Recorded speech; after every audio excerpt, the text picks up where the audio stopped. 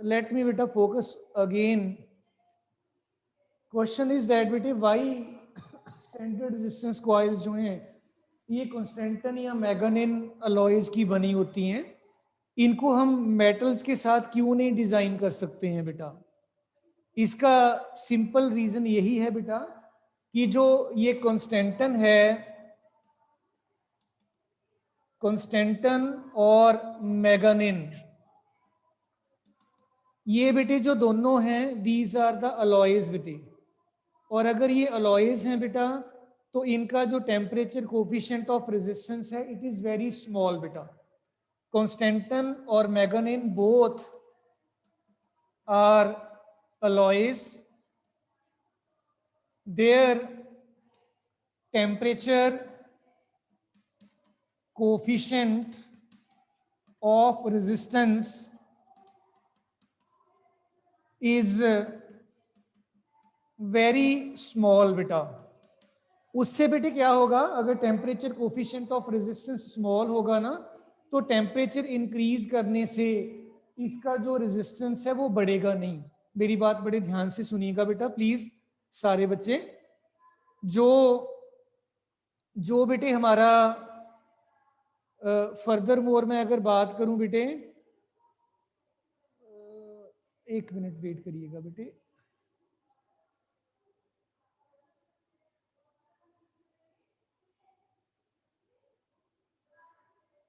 हाँ जी बेटे, dear all, अगर मैं बात करूं बेटे कॉन्स्टेंटन और मैग्नीन की बेटा, कॉन्स्टेंटन और मैग्नीन के केस में टेम्परेचर कोफिशिएंट ऑफ रेजिस्टेंस बड़ा छोटा है, थोड़ा है। इस टेम्परेचर कोफिशिएंट ऑफ रेजिस्टेंस का बेटे क्या हमें यूज क्या है इस चीज का? आप जो स्टैंडर्ड रेजिस्टेंस कॉइल्स हैं इनकी हेल्प के साथ आप बेटे रेजिस्टेंस किसी और कंडक्टर का या रेजिस्टर का जो है वो कैलकुलेट करोगे। अगर टेम्परेचर बदलने से इसका अपना ही रेजिस्टेंस बदल जाएगा तो it will not at all B measuring the resistance of the other objects और द कंडक्टर्स और रेजिस्टर्स एक्यूरेटली बेटे। So that's why we always make use of Constantan or Maganin in order to design the standard resistance coils। बेटे मैं once again repeat करूंगा बेटे, सारे बच्चे थोड़ा सा देख लीजिएगा एक बार फिर से। कॉन्स्टेंटन और मैग्नीन जो हैं ये बेटे दो अलॉयज हैं।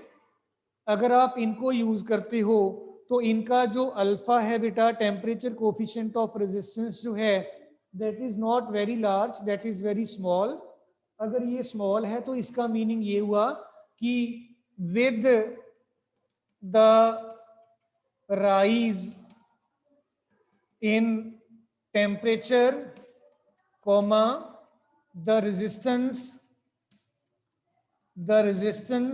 Of standard resistance coil of standard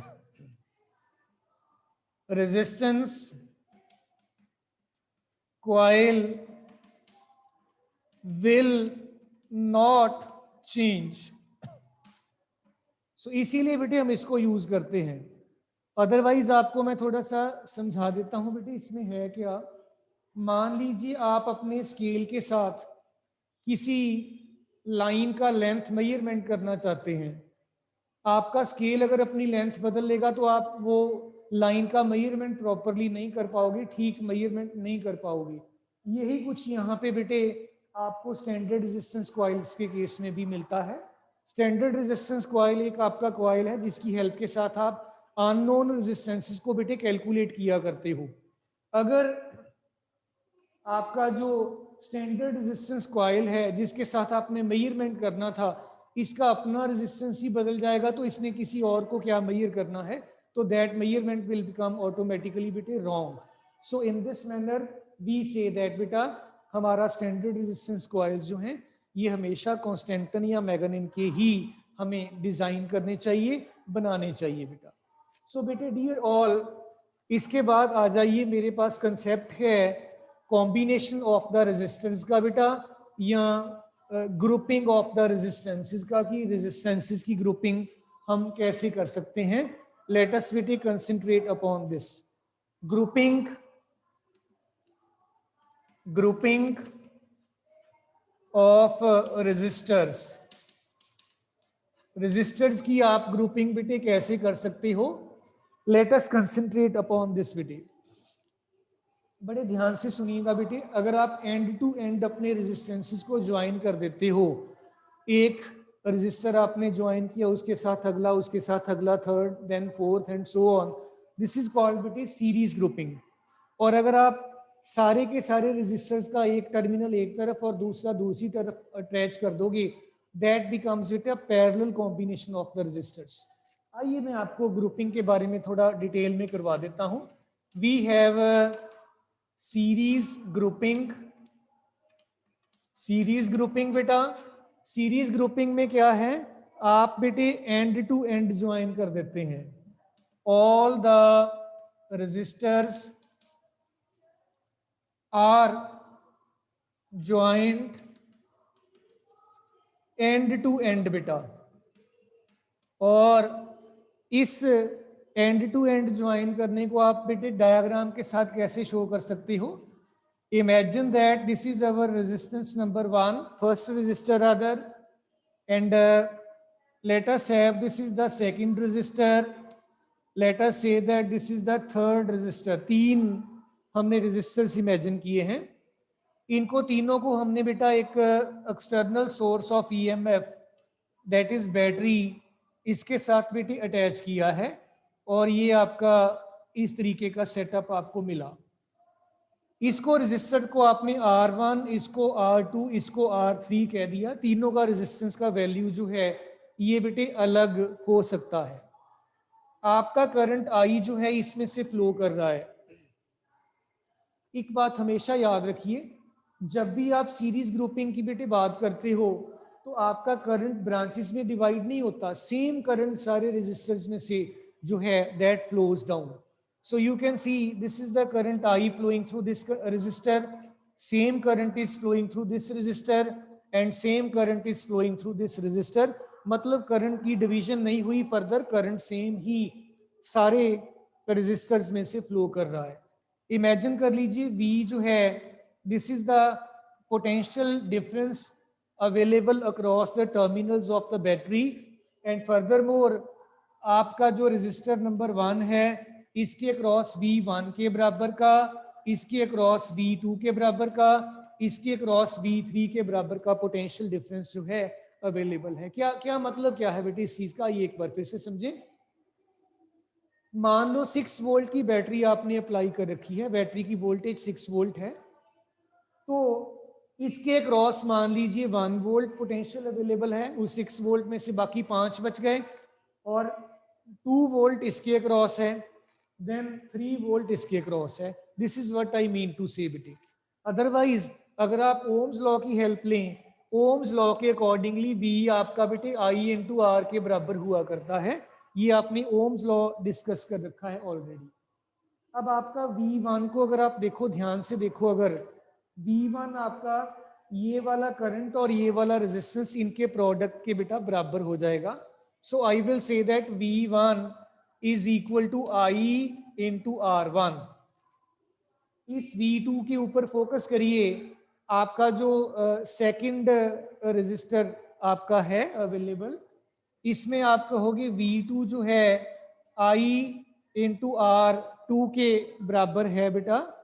सो जब आप बेटे ये सारा डिस्कस कर लेते हो, देन बेटे व्हाट विल हैपन, आपका जो V3 है that will also get calculated as such. आइए जरा फोकस करें, V3 जो होगा आपका that will be equal to बेटे I into R3। Ohm's law आपने डायरेक्टली अप्लाई किया है इस रेजिस्टर के अक्रॉस, देन इसके अक्रॉस, एंड देन थर्ड के अक्रॉस। इसके अक्रॉस जब आप अप्लाई करोगे V is equal to I into R के अकॉर्डिंगली, इसके क्रॉस आपने V1 लिखा था, V1 will be equal to I into R1। I is the current flowing, इसमें से भी करंट आई जा रहा है, V2 will be I into R2 sorry, and V3 will be I into R3 as such. और आपका बेटे जो टोटल पोटेंशियल बैटरी का है ये V1 plus V2 plus V3 के बराबर आपको बेटा मिल जाता है। अब बेटे थोड़ा सा ध्यान दीजिएगा, जितना रेजिस्टेंस ये तीनों सीरीज में आपके करंट को ऑफर कर रहे हैं अपोजिशन, आपके पास तीन रेजिस्टर्स हैं, R1 है, R2 है, R3 है। इन तीनों का काम है आपके करंट के फ्लो को अपोज करना, अपोजिशन ऑफर करना। जितनी अपोजिशन आपके ये तीनों रेजिस्टर्स ऑफर कर रहे हैं, अगर उतनी अपोजिशन एक ही रेजिस्टेंस ऑफर कर देगा तो we may call that as the equivalent resistance of this series combination. So बेटे I can say that let RS, this is the equivalent or effective resistance of the combination का effective resistance आपका बेटे RS आपने मान लिया। अब आप RS को बेटे क्या करोगे, इसकी हेल्प के साथ V जो है आपका I इंटू R सीरीज कर लोगे इसकी प्लेस पे। तो डियर ऑल, आप लोग इस एक्सप्रेशन को देखिए, इसको इक्वेशन नंबर 1 आप कह सकते हो। इक्वेशन नंबर 1 में ये सारी वैल्यू सब्स्टिट्यूट कर दीजिए, ये वाला, ये V1 वाला, V2 वाला, V3 वाला बेटा। तो जब आप पुट करोगे आपके पास बन गया I into RS is equal to I into R1 at this place, I into R2 at this place, I into R3 at this place. So dear all, we will be getting that I जो है into RS जो है, this is equal to I R1 plus R2 plus R3. I will get cancelled and RS is equal to R1 plus R2 plus R3 बेटा। So in this manner आप अपना जो effective resistance है ये बेटे निकाल सकते हो। मैं पुत्र रिपीट कर रहा हूं, एक बार फिर से ध्यान दीजिएगा। जब जब आपके रेजिस्टर्स जो हैं एंड टू एंड कनेक्टेड रहेंगे, we will be calling this combination as the series combination of the resistors. और सीरीज कॉम्बिनेशन में बच्चों आपके जो रेजिस्टेंसेज हैं इंडिविजुअल, वो सिंपली ऐड हो जाया करते हैं in order to give you the resultant resistance of the combination. और इस चीज को हम बेटे कुछ इस तरीके से प्रूव कर सकते हैं। So you may make use of Ohm's law in order to have the proof of the same beta. So dear all, may I expect सारे students को बेटा clear है?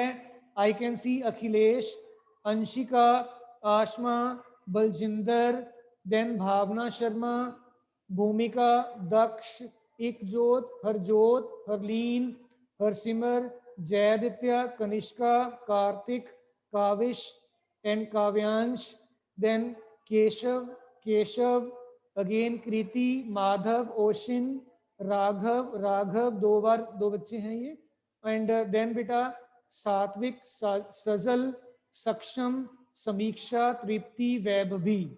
सो these are the students present with me बेटा। So बेटे किसी बच्चे को कोई दिक्कत वाली बात है तो बताइए, मैं रिपीट कर दूं, otherwise let me proceed ahead with the discussion. Yes बेटा, भूमिका मुझे स्क्रीन पे दिख रही है बेटा। इज इट ऑल क्लियर पुत्र? ओके नाइस बेटे, आइए चले आगे। देन इसके बाद बेटे मेरे पास बात आ जाती है पैरेलल ग्रुपिंग की बेटे। Let us concentrate upon parallel grouping of the resistors बेटे। सीरीज ग्रुपिंग आपने कंप्लीट की, इसकी एग्जांपल्स मैं आपको करवाता हूं। पहले पैरेलल ग्रुपिंग थोड़ा सा डिस्कस कर लें बेटा। आपके रेजिस्टर्स को बेटे पैरेलल में कैसे कनेक्ट किया जाता है। Parallel grouping of resistors. Parallel grouping में बेटे आप अपने रेजिस्टर्स को एंड टू एंड कनेक्ट नहीं करते हैं, आप सारे रेजिस्टर्स का एक कॉमन एंड एक जगह पर कनेक्ट कर देते हो और दूसरा एंड एक और कॉमन जगह पर कनेक्ट कर देते हो, समथिंग लाइक दिस बेटे। ये आपके पास आपका जो है ये बेटा series combination of the resistors जो है ये कहलाता है बेटे। In this manner, this way बेटे। ये आपके पास तीन रेजिस्टर्स थे, इनका एक एंड सारे रेजिस्टर्स का आपने एक प्लेस पे बेटे ज्वाइन किया और दूसरा एंड कलेक्टिवली दूसरी प्लेस पे ज्वाइन कर दिया। लेट दिस पॉइंट और place be called A point, let this point be called B point, आपका R1 resistance, R2 and R3 resistance. इन तीनों को you connect with the help of an external battery, और ये battery आपने as such show कर दी है। And let us further imagine that the available voltage of this battery is V volts beta, and furthermore we can say that when a current I is supplied by this battery, बड़े ध्यान से देखिएगा एक बार बेटे, सारे बच्चे focus करिएगा। ये करंट आपका ए पॉइंट पे पहुंचा बेटे, सारे स्टूडेंट्स ध्यान देना जरा स्क्रीन की तरफ। आपका आई करंट यहाँ पे पहुंच रहा है, इसके आगे बेटे 3 रेजिस्टर्स लगे हुए हैं। मतलब मेरे कहने का कि इसके लिए आगे बेटे फर्दर 3 पाथ्स अवेलेबल हैं, और आपका करंट इन 3 पाथ्स में डिवाइड हो जाएगा। मान लो I1 इधर चला गया, I2 इधर, I3 इधर। और ये भी जानिए हमेशा कि जो टोटल करंट है ये I1 plus I2 plus I3 के बराबर ही होगा, ना ज्यादा ना कम। मैं एक बार एग्जांपल के साथ फिर आपको रिपीट कर देता हूं। मान लो 5 एम्पियर करंट आपका एंटर कर रहा है 3 रेजिस्टर्स में, इसमें से 2 एम्पियर इधर चला गया, 1 एम्पियर इधर चला गया, 2 एम्पियर इधर चला गया, टोटल 5 का 5 हो गया बेटे। So this is what I mean to say that कि जो sum of the individual currents हैं that must be equal to the current given by the battery in total. और हमेशा क्योंकि आपके ये तीनों रेजिस्टर्स पैरेलल में लगे हुए हैं, जितना आपका बैटरी का वोल्टेज है वो वोल्टेज आपका तीनों के क्रॉस भी अवेलेबल रहेगा, because these are connected end to end बेटा। सो बेटे अगर हम अब ओम्स लॉ की हेल्प लें, यहाँ पे ओम्स लॉ हमें कहता है V जो है that is equal to I into R, I will be equal to V upon R। So जो तीनों रेजिस्टेंसेस जो हैं आपके करंट के फ्लो को अपोजिशन ऑफर कर रहे हैं। बेटा मैं रिपीट करूंगा फिर से, रेजिस्टर का काम होता है करंट के फ्लो को रोकना, अपोज करना, अपोजिशन ऑफर करना। अब आपके पास एक नहीं 3 रेजिस्टर्स हैं और पैरेलल में आपने अटैच किए हुए हैं। जो तीनों रेजिस्टर्स आपने पैरेलल में अटैच कर रखे हैं, जितना ये रेजिस्टेंस या अपोजिशन कलेक्टिवली ऑफर कर रहे हैं, अगर उतना रेजिस्टेंस एक ही आपको रेजिस्टर ऑफर कर देगा, वी कैन से दैट कि वो इनका इफेक्टिव रेजिस्टेंस जो है बन जाता है। तो लेट मी से दैट बेटे, लेट आर पी जो है it is the effective resistance of the combination. क्योंकि पैरेलल है इसलिए मैंने सबस्क्रिप्ट पी डाला है, अदरवाइज में दूसरे केस में मैंने एस डाला था बेटा। सो बेटे ये देखिए आई आपका V अपॉन आर आ गया, तो ये वाला अब आई आपका इफेक्टिव आई कितना होगा, मैं इसको V divided by R S लिख दूंगा। ये बेटे मैंने फॉर्मूला लिखा था, सिर्फ ओम्स लॉ को अप्लाई करके जनरल फॉर्मूला करंट के लिए लिखा था। और बच्चों I1 जरा ध्यान से देखिएगा, I1 आपका इसमें से करंट फ्लो हो रहा है, इसके क्रॉस वोल्टेज V के बराबर हमने ऑलरेडी कही हुई है, so it will be V upon R1। So we will say that this is your V divided by R1। On the same logics it will be V upon R2 and I3 will be V upon R3 बेटे। तीनों को मैं यहाँ substitute करूंगा इस equation में बेटा, और मेरे पास बेटे जो रिजल्टेंट कॉम्बिनेशन का रेजिस्टेंस है उसको कुछ इस तरीके से फिर मैं कैलकुलेट कर पाऊंगा बेटा। आई की जगह पे मैंने लिखा V upon R parallel, this is V upon R1, this is V upon R2, this is V upon R3 बेटा। आपने क्या किया, जो आपका राइट साइड है V को लिया common, R1 plus R2 plus R3 किया जी आपने, V इज गेटिंग कैंसल्ड, और आपका जो इफेक्टिव रेजिस्टेंस है 1 अपॉन RP जो है 1 by R1 plus 1 by R2 plus 1 by R3 मिल जाएगा। जब आप ये कैलकुलेट कर लेंगे, ये आपके पास रेजिस्टेंस नहीं आया, 1 बाई R आया है। इसको उल्टा करना, रेसिप्रोकल इसका लेना नहीं भूलना रिलेशनशिप का। फिर से देखो, आपको RP नहीं ना मिला बेटा, आपको 1 बाई RP मिला है। जब ये सारा LCM लेके सॉल्व कर लोगे उसको बाद में उल्टा करके आर पैरेलल जरूर निकालिएगा। बच्चे अक्सर ये गलती करते हैं, वो यहाँ तक करके छोड़ देते हैं कि निकल गया जी हमारा आरपी, लेकिन ये आरपी नहीं निकला, दिस इज 1 अपॉन आरपी। आपको इन द एंड इसका रेसिप्रोकल लेके ये सारा बेटा करना पड़ेगा। I hope the things are clear to all बेटा। मैं एक दो एग्जांपल्स करूं इनके साथ रिलेटेड, अब फिर आपको और ज्यादा क्लियर हो जाएगा ना बेटे। इनके साथ दोनों कॉम्बिनेशंस के साथ रिलेटेड फ्यू एग्जांपल्स मैं कर रहा हूं। Late us concentrate upon those examples बेटा। सो डियर चिल्ड्रन, आइए सीरीज और पैरेलल ग्रुपिंग की एक दो एग्जांपल्स करके देखें, ताकि आपका जो कंसेप्ट है अच्छे से आपके माइंड में आ जाए कि कैसे कैसे हमने ये सारा डिस्कशन कंप्लीट करना है बेटा। आइए बेटे देखें। इमेजिन कर लीजिए, आपका पहला एग्जांपल लिख रहा हूं मैं।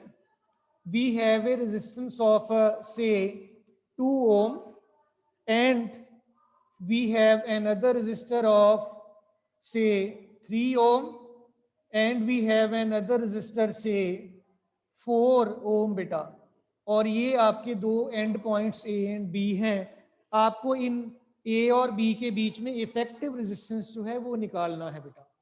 सो आप इसको R1 कह सकते हो, इसको R2, इसको R3 बेटे।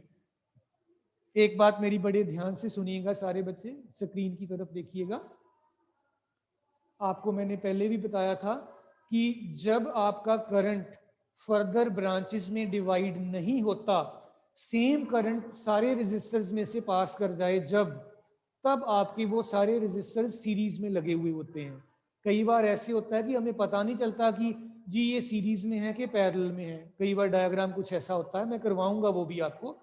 तो वहां पे ये श्योर टेस्ट होता है कि अगर आपका करंट फर्दर ब्रांचेस में डिवाइड नहीं हो रहा, सेम करंट आपका थ्रू आउट द कॉम्बिनेशन जा रहा है, तो जितने जितने में से सेम करंट जा रहा है रेजिस्टर्स में से, वो सारे आपके सीरीज में लगे रहते हैं।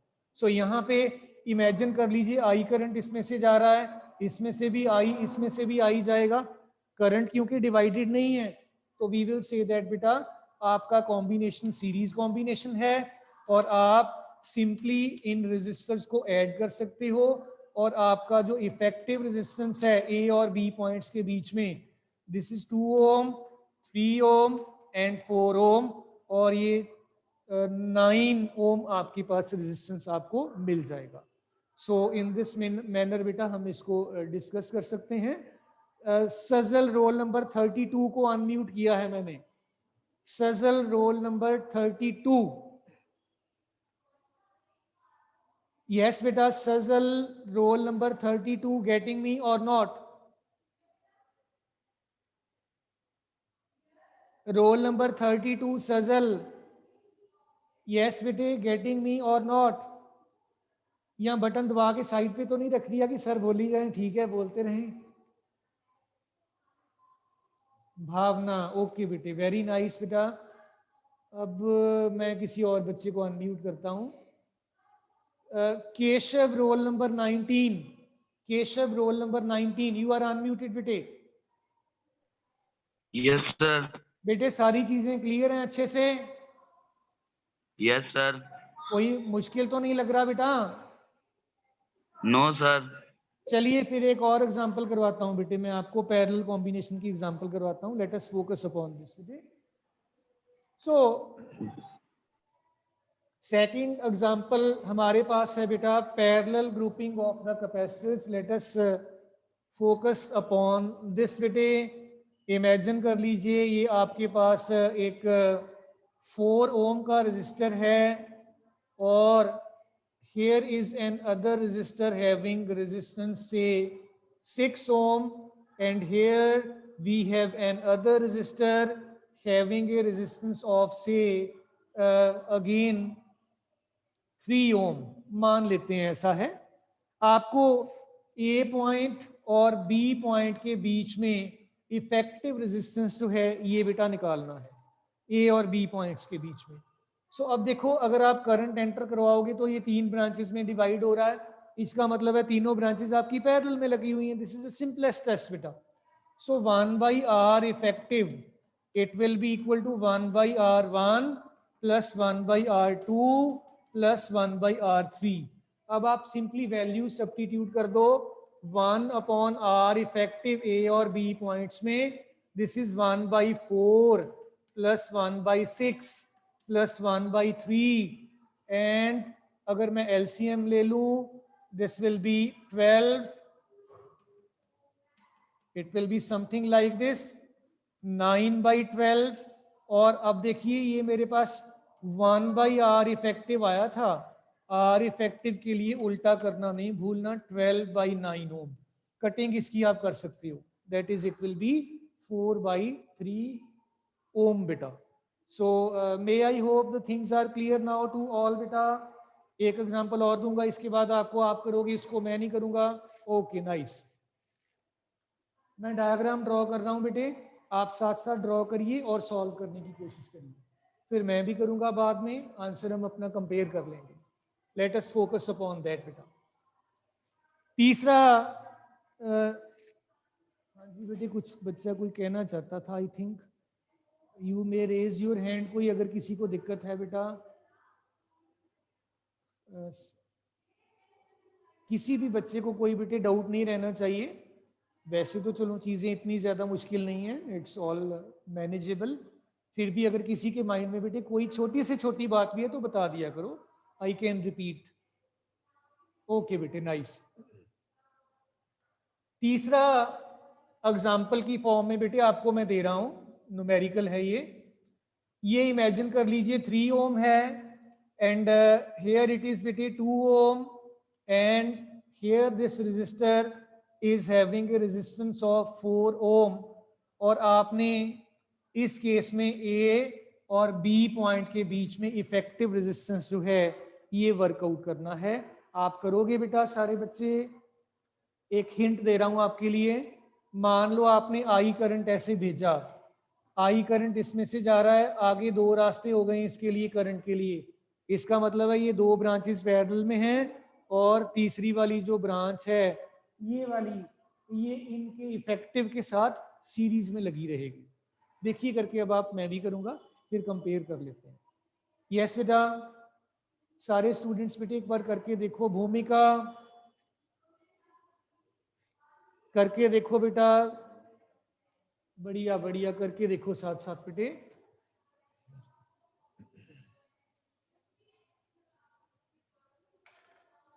इसमें बच्चों देखो ये 2 आपके रेजिस्टर्स पैरेलल में लगे हुए हैं. ये दोनों पैरेलल में लगे हुए हैं. इनका इफेक्टिव रेजिस्टेंस आपके पास आ जाएगा 1/2 प्लस 1/4. This is 4. ये आ गया बेटा राइट. चेक कर लीजिए बेटा. Are you getting the things as such ना बेटे. And it will be your 3/4. और बेटे इनका इफेक्टिव रेजिस्टेंस जो है उल्टा कर दीजिए. दिस इज 4/3 ओम. अब मैं इन दोनों को हटा सकता हूं. इनकी दोनों की जगह पे मैं ये एक लगा दूं तो मेरा काम चल जाएगा बेटे. So I will say that this is a point. ये आपके पास 3 ओम और ये आपके पास बेटे 4/3 ओम. ये बन गया. मैं अपने इस एग्जिस्टिंग डायग्राम को ऐसे भी बना सकता हूं. This is what I mean to say. अब देखो अब तो ये दोनों बेटे सीरीज में ही है, कोई दिक्कत वाली बात नहीं है. अब आपका जो इफेक्टिव रेजिस्टेंस बन गया total that is 3 ohm plus 4/3 ओम. ये बन गया आपका 3, 9 प्लस 4 13/3 ओम बेटा. So dear children may I hope सारे स्टूडेंट्स को क्लियर हो गया है. यस बेटा. हाँ जी बेटा. ओके बेटे okay very nice. I hope कि सबको क्लियर है. That's something very good sign बेटे. एक और कर लेते हैं, एग्जाम्पल कर लेते हैं. अभी मैं नया टॉपिक स्टार्ट नहीं कर पाऊंगा बिकॉज हमारा टाइम उतना नहीं रह गया है. अब इसको नोट कर लीजिए. मैं एक एग्जाम्पल आपको और करवा देता हूँ बेटे. Should I write? करूँ स्टार्ट बेटे? Okay. We have another example, 4th numerical कह लो आप, एग्जाम्पल कह लो, जैसे भी आपको कहना है.